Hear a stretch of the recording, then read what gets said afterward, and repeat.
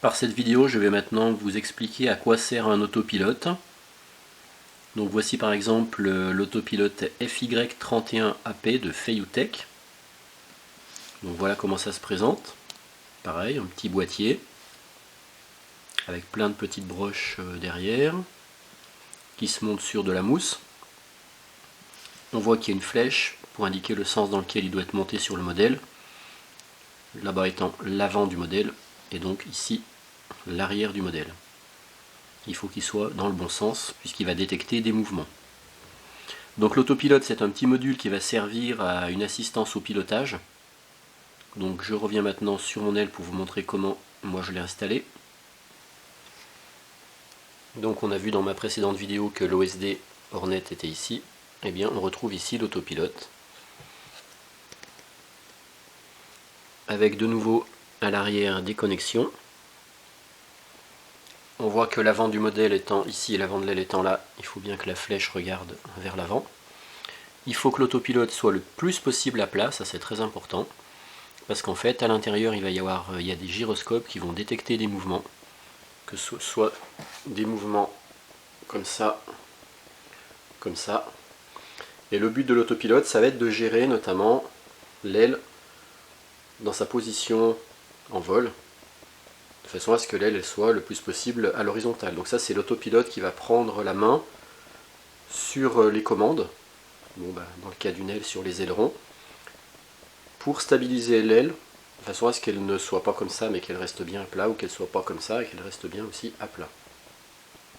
Selon les modèles, l'autopilote peut avoir plusieurs fonctions. Donc les fonctions les plus connues, c'est la fonction mode stabilisé, Auto Balance Mode, ABM par exemple, dans ce modèle-là. C'est-à-dire que ça va apporter une plus grande stabilité au modèle en vol.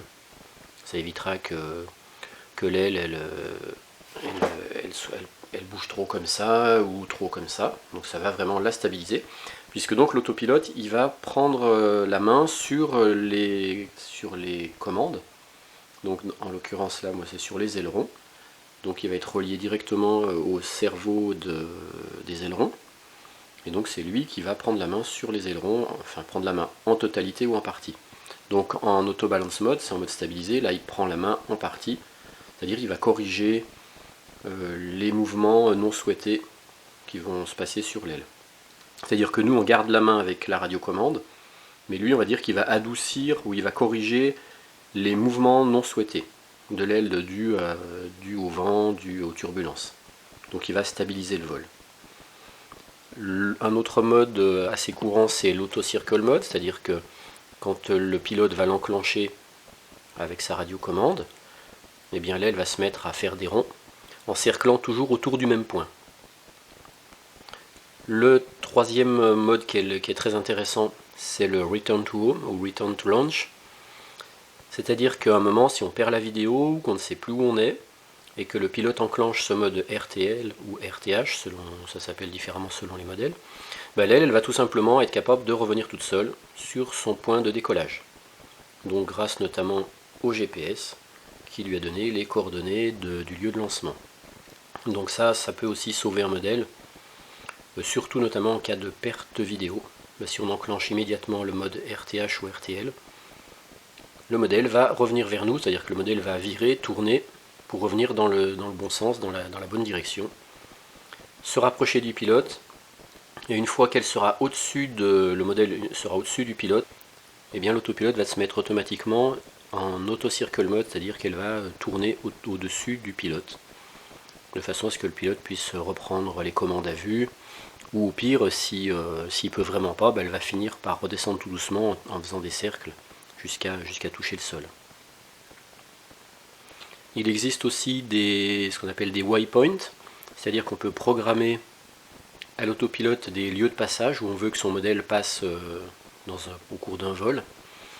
Et donc l'autopilote va suivre cette programmation et va faire passer l'aile, le modèle, aux endroits précis qu'on lui a programmés. Pour l'instant, je ne l'utilise pas, mais il y a certains modèles d'autopilote qui permettent ça. Je vous invite maintenant à regarder à travers la suite de la vidéo qu'est-ce qui se passe quand j'active soit l'auto-circle mode, soit le mode RTL dans mes vols. Vous allez voir ce que la caméra enregistre. tant au niveau du comportement de l'aile que au niveau de l'affichage OSD lié à l'autopilote. On va voir ça? Allez. Donc là je suis en mode radiocommande. J'enclenche le mode RTL, on voit que l'aile vire, qu'elle tourne automatiquement. C'est plus moi qui la pilote. Et on voit que en haut, les degrés se réduisent puisque l'aile cherche à l'ajuster sur le bon cap. Donc elle fait toujours une petite correction à gauche, à droite.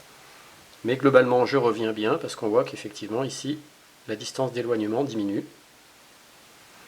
Jusqu'à revenir au-dessus du point de décollage.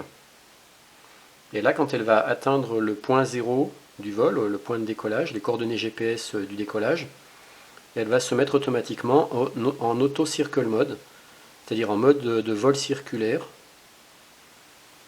Donc on va voir quand on va s'approcher du 0, de mode RTL, elle va passer automatiquement en mode auto-circle mode. Donc ça veut dire qu'elle va tout simplement, une fois qu'elle sera revenue au-dessus de moi, se mettre en vol rotatif au-dessus de moi. Ce qui permet de reprendre les commandes et de la repiloter en visuel, si jamais on avait un problème de vidéo. Et voilà, l'auto-circle mode s'est enclenché tout seul. On voit qu'elle est au-dessus de moi parce que je suis en train de perdre le signal vidéo, ce qui est normal. Comme mon antenne n'est pas orientée plein ciel au-dessus de moi, elle est un peu dans le cône d'ombre de l'antenne. Et voilà, elle reste en auto-circle mode. Et donc ça permet de la reprendre en pilotage à vue si on a eu une panne vidéo.